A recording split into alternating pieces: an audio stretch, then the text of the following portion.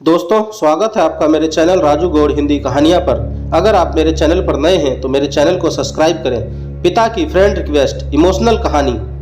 एक बाप की ये इमोशनल कहानी आपका दिल छू जाएगी।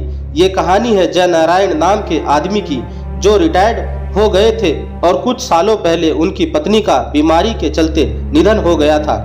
घर में वो और उनका बेटा मुरली रहता था। मुरली एक अच्छी कंपनी में जॉब करता था।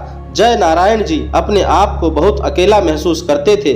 उनकी ये अकेलेपन की फीलिंग यूं ही नहीं थी।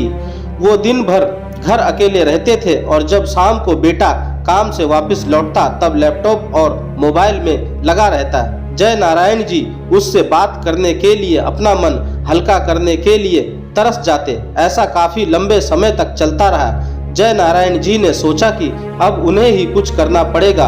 उनके पास एक सिंपल कीपैड वाला फोन था, इसलिए उन्होंने अब एक नए एंड्रॉयड फोन ले लिया।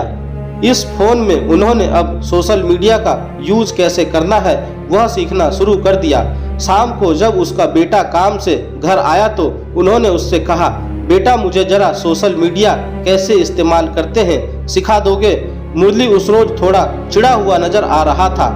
उसने अपने बाप को कहा कि मैं यहाँ इतना थक हार कर काम से लौटा हूँ और आपको कुछ नया सीखना है। मेरे बारे में नहीं सोचते कि थोड़ा आराम करने दो। जय नारायण जी अपने बेटे की बातें सुनते रहे, कुछ न बोल पाए। उन्हें अंदर से बहुत बुरा लग रहा था, लेकिन वह अपने आंसू रोके हुए थे। अगले दिन सुबह जय नारायण जी ने अपने बेटे के लिए उसके मनपसंद का नाश्ता बनाया। नाश्ता करते हुए बेटे का मूड अच्छा लग रहा था, इसलिए जय नारायण जी ने फिर से उससे कहा कि बेटा मैंने सोशल मीडिया पर अकाउंट तो पड़ोसी के लड़के से बनवा लिया है, अब तू मुझे बता दे कि इस पर पोस्ट कैसे करते हैं। अपने बाप की बातें सुनकर इस बार मुरली जोर जोर से हंसने लगा और कहने लगा, क्या पापा आप भी इस उम्र में कहाँ सोशल मीडिया के चक्कर में पड़ रहे हो? आप धार्मिक किताबें पढ़ो, भगवान का नाम लो। इतना कहकर अपना नाश्ता खत्म करके मुरली अपने काम के लिए निकल गया। जय नारायण अपने उसके बाद भी एक दो बार अपने बेटे से सोशल मीडिया सीखने के लिए कहा, लेकिन उसने अपने बाप की बात पर ध्यान नहीं दिया। एक दिन रात को मुरली पानी पीने के लिए उठा तो उसने देखा कि उसके पापा की कमरे की लाइट चालू है।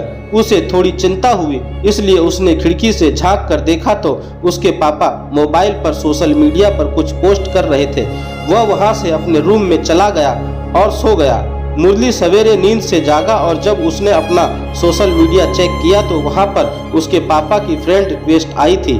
फ्रेंड रिक्वेस्ट एक्सपेक्ट करने के बाद जब मुरली ने अपने पापा का अकाउंट चेक किया तो उसमें सबसे पहली पोस्ट जो थी उसमें उसी के बचपन की फोटो डाली हुई थी और लिखा था, हैप्पी बर्थडे बेटा। मुरली को अब रियलाइज हुआ कि क्यों उसके पापा सोशल मीडिया सीखने के लिए इतने पीछे पड़े हुए थे और क्यों यह काम उनके लिए इतना ज़्यादा इम्पोर्टेंट था। उसकी आंखें नम हो गई। वो सीधा अपने पापा के कमरे में गया और उनके गले लगकर उनसे माफ़ी मांगने लगा।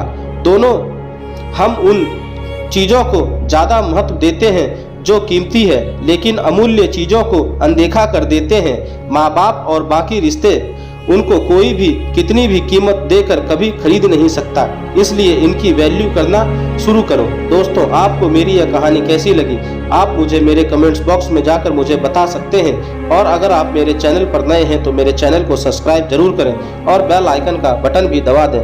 धन्यवाद दोस्तों।